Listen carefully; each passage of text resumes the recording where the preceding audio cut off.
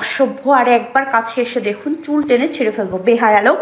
কাছে গেলে আমার ভেতরে বয়েছিল, ওই উত্তাপ সহ্য করতে পারবে? আবার আবার খারাপ কথা, নির্লজ্জ। বেশি কথা বললেই সারা রুমে আমি তাণ্ডব চালাবো, সব ভেঙে ফেলবো, খারাপ লোক। প্রমুখ ভারী অবাক হওয়া ভান করে সিরাতকে কিছু দুষ্টু কথা শোনাতেই তার ফোন বেজে ওঠে। সিরাতের থেকে চোখ নামিয়ে পকেট থেকে ফোন বের করলো। স্ক্রিনে ভাসলো আহম্মক কবিরের নম্বর। মুহূর্তেই মেজাজ খেকিয়ে গেল প্রমুখের। ফোন রিসিভ করে ওপাশে কবিরকে কিছু বলতে না দিয়ে দিল জোরে এক ধমক। কালসাপ, সব সময় রং সময় ডিস্টার্ব করিস। বউয়ের সাথে ভালোবাসার ঝগড়ার সময় তোর কল দিতে হলো? অন্যের ভালো সহ্য হয় না দেখলে তোর ভাবি রেগে আমাকে জোর করে ঠোঁটে চুমু খেতে আসছে, অমনি অমনি তুই অহেতুক কল করে সব মুড নষ্ট করে দিলি। এর মধ্যে ফোন রাখ শালা। কবির চোখ অবরত ঝাপটে হাঁ করে একবার ফোনের দিকে তাকায়, আরেকবার সামনে। সে কি করলো? সামান্য কলই তো করেছে, তাও আবার তাদের ফুটপাতে যেতে দেরি হয়ে যাচ্ছে তাই। ফোঁস করে নিঃশ্বাস ফেলে কটমট করে বলল, বেশ হয়েছে কল করেছি, আরও করব। দোষ করেও যখন দোষী হলাম, তবে এভাবে স্যারকে জ্বালিয়ে মজা পেতে অবিরত কল করেই যাব। তৎক্ষণাৎ পৈশাচিক হাসি হেসে আবারও কল করলো প্রমুখের নম্বরে। প্রমুখ কেটে দিচ্ছে বারবার। আজ কবিরও জেদ ধরেছে, যতই কল কাটুক ফোন করেই যাবে। এক পর্যায়ে প্রমুখ রেগে ফোন সুইচ অফ করে রাখলো। সিরাত এতক্ষণ কপাল কুঁচকে তাকিয়েছিল। প্রমুখ একের পর এক গালি দিচ্ছে কবিরকে, সাহস বেড়ে যাচ্ছে দিন দিন। সিরাত মুখ মুচড়ে চলে যায় বারান্দায়, মাথা কেমন ঝিমঝিম করছে। প্রমুখ সব কাজ গুছিয়ে বেরিয়ে যেতে যেতে বলল, রাতে এসে সব হিসাব নেব, না খেয়ে থাকবে না, যখন তখন আসতে পারবো না আমি। পাগলামি করলে ভালো হবে না। আমার লোক কিন্তু তোমার মায়ের সাথে এসে, সো নিজের যত্ন নাও, যা ইচ্ছা তাই করো, তবু অশান্তি করো না। আর শোনো, আমি আসবো শীঘ্রই। এই বলেই প্রমুখ দ্রুত পায়ে বেরিয়ে যায় বাসা থেকে। সারাদিন অন্ধকার রুমে শুয়ে থেকে সিরাত দিন দিন অতিষ্ঠ হয়ে যাচ্ছে। নিজের জীবনকে নরকের মতোই মনে হচ্ছে।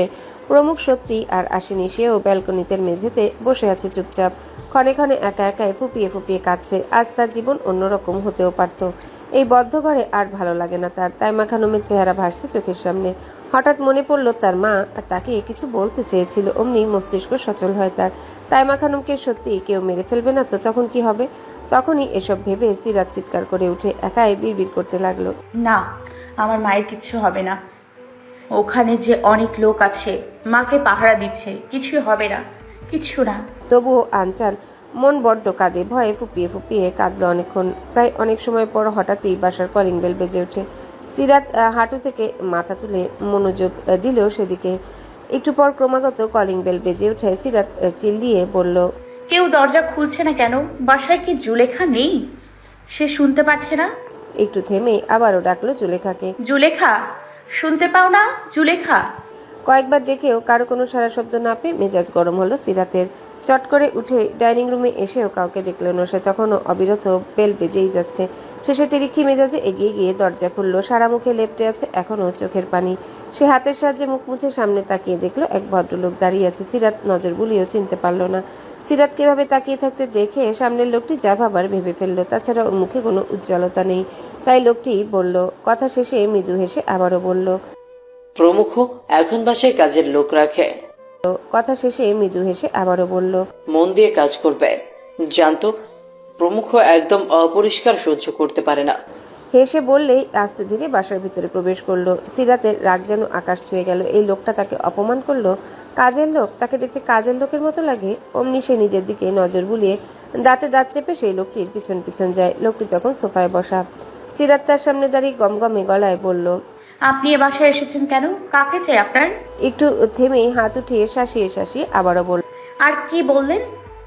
আমি কাজের লোক? আমাকে দেখে তাই মনে হয়। জানেন আমি এ বাসায় কে? লোকটি গালে হাত রেখে চমৎকার করে হেসে উত্তর দেয়, সব প্রশ্নের উত্তর দিব, আগে এক কাপ গরম গরম চা খাও, তারপর শুনবো তুমি এই বাসার কাজের লোক নাকি আপন লোক। সিরাত তৎক্ষণাৎ তেতে উঠে, আপনি আমাকে বারবার অপমান করছেন। কোনো চা আনতে পারবো না। এখানে কেন এসেছেন আগে শুনবো, তারপর। লোকটি ওর কথায় উচ্চস্বরে হেসে উঠল। খুব কষ্টে হাসি থামিয়ে বলল, প্রমুখ কোথায়? অবশ্যই বাসায়। তাকে শুধু বলো তার একমাত্র অভাগা মামা এসেছে, তার জন্য অপেক্ষা করছে, এরপরেই বুঝবে আমি কে।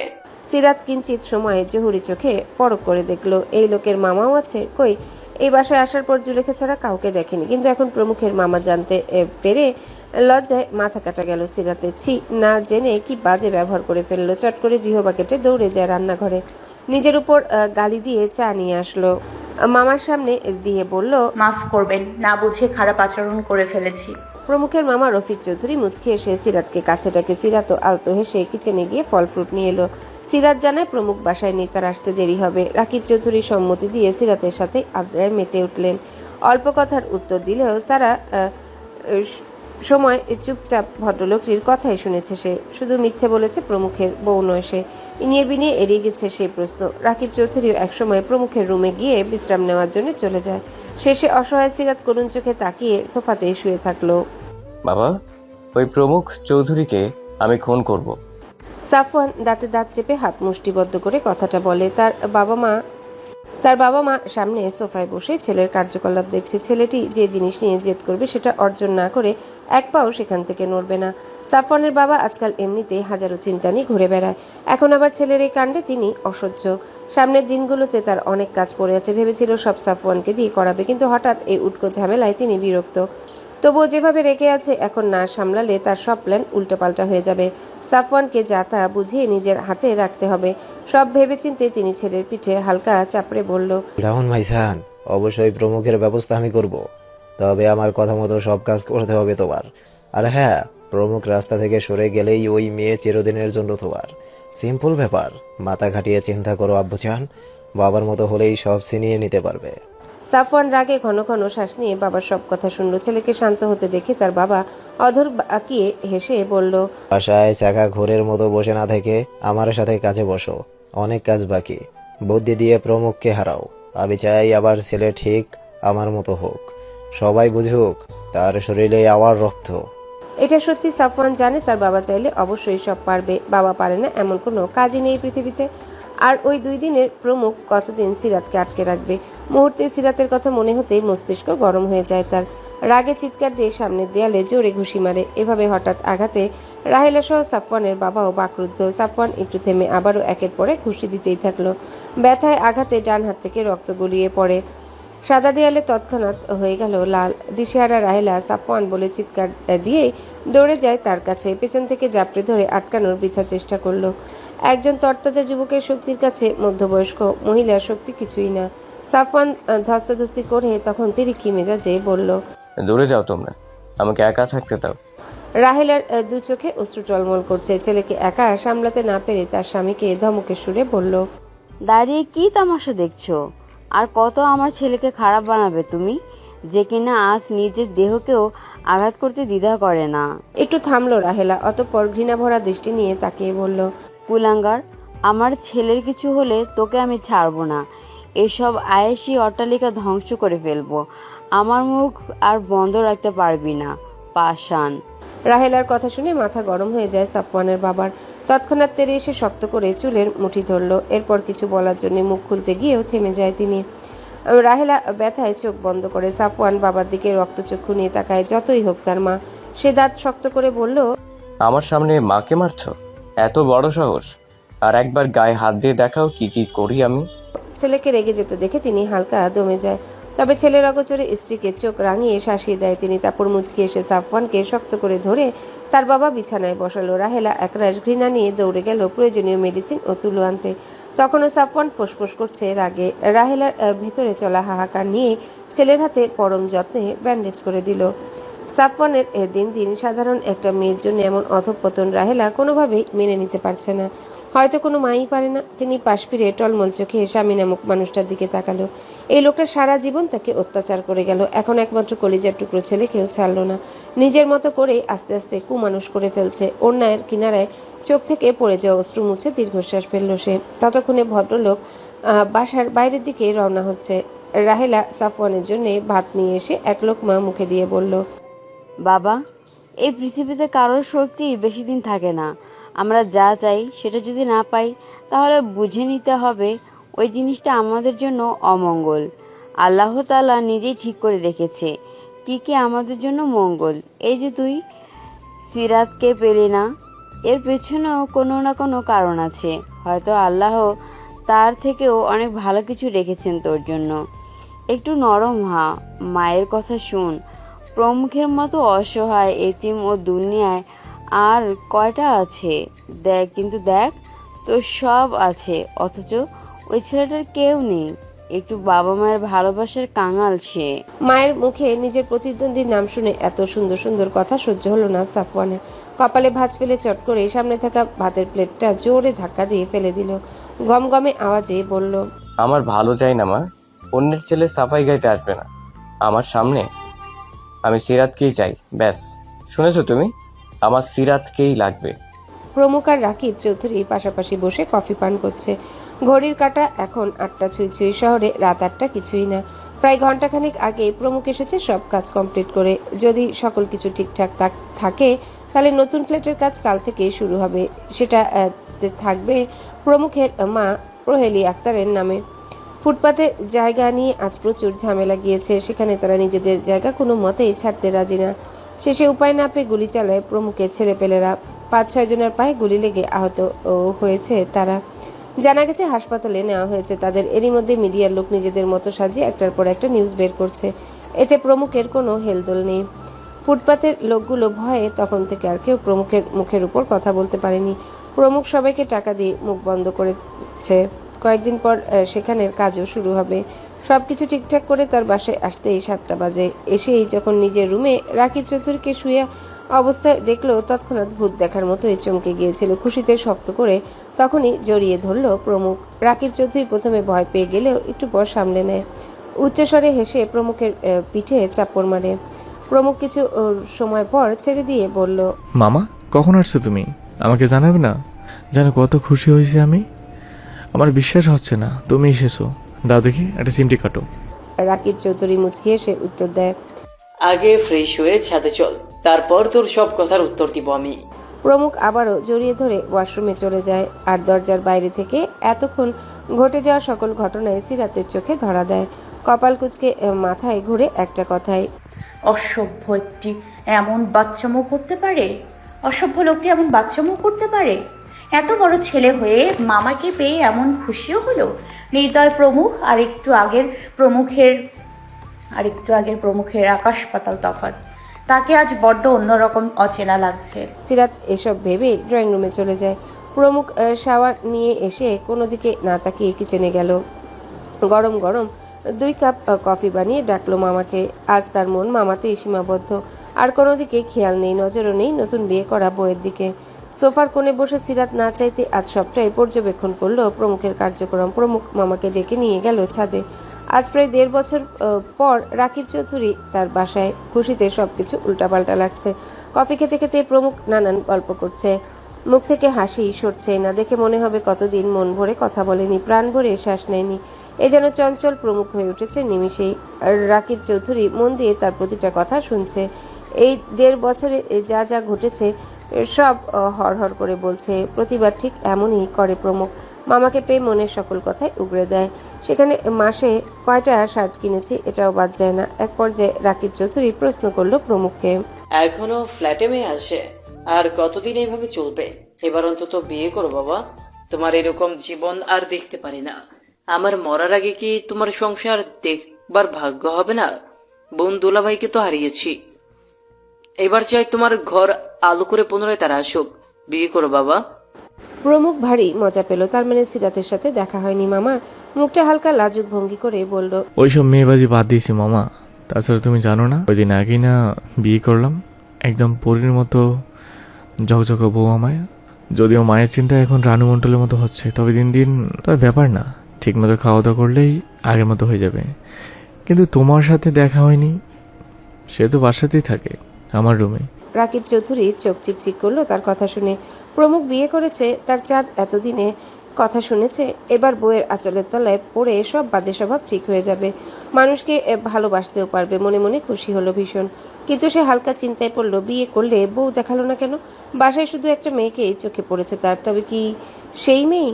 অতঃপর প্রমুখের বলা রানু মণ্ডল শুনে চট করে বুঝে গেল সেই মেয়েটি প্রমুখের বউ। এর জন্যই বুঝি কাজের মেয়ে বলা খেপে গিয়েছিল। মুহূর্তে হাহা করে হেসে উঠে, খুব দেখা হয়েছে, সেই তো দরজা খুলে দিল, চা করে খাওয়ালো, এমনকি তার সাথেই পুরোটা সময় আড্ডা দিলাম।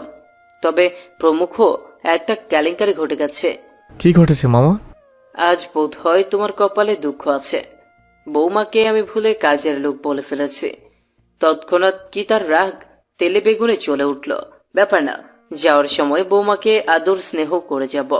কথা শেষে রাকিব চৌধুরী দীর্ঘশ্বাস ফেলল। তার এসব কাণ্ডে প্রমুখ থতমত খেয়ে হালকা কেসে ওঠে। মনে মনে সিরাতের জন্য তার বড্ড হাসি পেল। রাকিব চৌধুরী প্রমুখের বাহু ধরে উচ্চস্বরে হেসে ওঠে। প্রমুখও কম না, সেও ফিক করে হাসলো। এরপর রাকিব চৌধুরী গলা খাকারি দিয়ে জরুরি কথা বলল। এখানে আসার কারণ এতক্ষণে অবশ্যই বুঝতে পেরেছো প্রমুখ। প্রমুখ এবার সিরিয়াস হয়ে জবাব দেয়। হ্যাঁ, অল্প হলে বুঝি মামা। আজ তোমায় সব কাহিনী এক এক করে বলবো মামা। সেদিন খুব রাত করে বাড়ি ফিরছিলাম ঢাকা থেকে। সাথে ছিল আমার সেনের ছোট ভাই শাহরিয়ার। ছেলেটিকে তুমি চেনো, প্রতিদিন বাসায় আসতো আমার। ওই দিন গাড়িতে থাকা অবস্থায় শাহরিয়ার হঠাৎ পানি কেনার কথা বলে রাস্তায় গাড়ি থামায়। প্রায় 20 মিনিট পর কোথা থেকে দৌড়ে এসে গাড়িতে বসলো। অনবরত হাঁপাচ্ছিল। আমি কপালে ভাঁজ ফেলে তাকিয়ে রইলাম। তখন প্রশ্ন করার কোনো মুড ছিল না আমার। তবুও জিজ্ঞাসা করছিলাম কি হয়েছে। ওর চোখে ছিল ভয়, গলা জড়িয়ে আসছিল। খুব কষ্টে বলল বাসায় গিয়ে বলবো স্যার।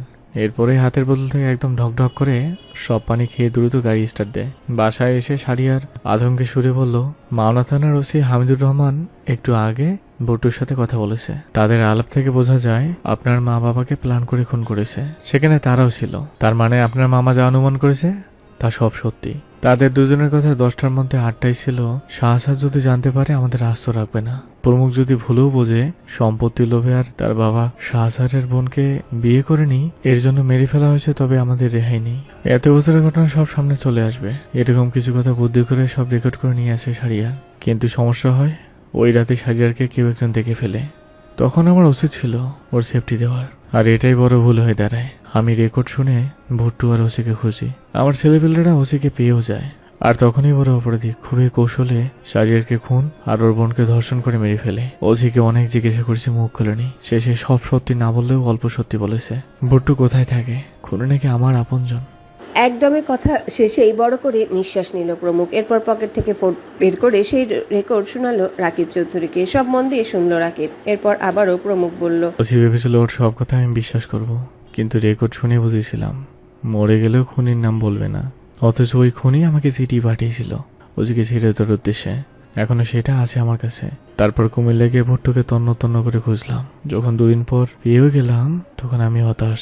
দেখি সেপা সিঁড়ির দড়িতে ঝুলছে। পুলিশকে তদন্ত করতে দিয়েও শূন্য ফলাফল পেলাম। এখন কি করব মামা? রাকিব চৌধুরী পুরো ঘটনা শুনে বলল। চিঠি এনেছো? প্রমুখ সেই কাগজটি তার দিকে বাড়িয়ে দেয়। রাকিব খুবই তীক্ষ্ণ চোখে চিঠিটা খুঁটিয়ে খুঁটিয়ে দেখলো। এরপর ফোন বের করে একটা ছবি তুলে বলল, তুমি বলেছো খুনি আপনজন, তার বোনকে বিয়ে করেনি বলে আর সম্পত্তির লোভে এসব করেছে। এখন কথা হচ্ছে, আমার জানা মতে দুলা ভাই দীর্ঘ 4 বছর প্রেম করে আমার বোনকে বিয়ে করেছিল। খুবই ধুমধামে বিয়ে হয় দুজনের। বোনের চোখে ছিল পূর্ণতার জল। তবে সেই তৃতীয় ব্যক্তিকে? আচ্ছা মামা, একটু মনে করে দেখে তো, এক পক্ষে কেউ কি ভালোবেসেছে আমার বাবাকে? অথচ বাবা না চাইলে সেই মহিলা জোর করেই মায়ের জায়গা দখল করতে চেয়েছিল, তবুও পারেনি বিধায় আমি হওয়ার পর রাগের বসে দুজনকে রাস্তা থেকে সরিয়ে দিয়েছে। এমন কি হতে পারে না? পারে।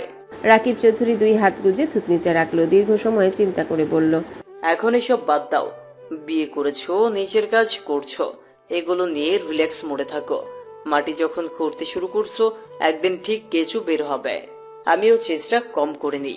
ওই হামিদুর রহমান সবসময় কেস ক্লোজ করে দিত। শোনো প্রমুখ, সবসময় এই হতভাগা মামা তোমার পাশে আছে। প্রমুখ দীর্ঘশ্বাস ফেললো। মাথা নাড়িয়ে সাইজানি হঠাৎ জিজ্ঞাসা করলো, আজ রাতটুকু থেকে যাও। না প্রমুখ, তোমার মামি জানে না আমি এখানে এসেছি। তাছাড়া তোমার বোন রাইমা খুব রাগ করবে। রাকিব চৌধুরী কথা বলেই উঠে দাঁড়ায়। প্রমুখের চুলে হাত বুলিয়ে আরো অনেকটা সময় তাকে বুঝালো, হতাশ হলে চলবে না, বুদ্ধি খাটাতে হবে। সব নানান কথা বলেই দুজনে নিচে আসে। সিঁড়ির সামনেই সিরাতকে দেখতে পায় রাকিব চৌধুরী। তৎক্ষণাৎ গাল ভরে হেসে এগিয়ে যায় সিরাতের নিকট। আদরে সুরে বলল, আম্মু, আপনি কি রেগে আছেন? আপনি আমার ছেলের বউ, এই কথা বলেননি কেন? এত কথা হলো আর যেটা আসল কথা সেটাই লুকিয়ে গেলেন। খুব খারাপ।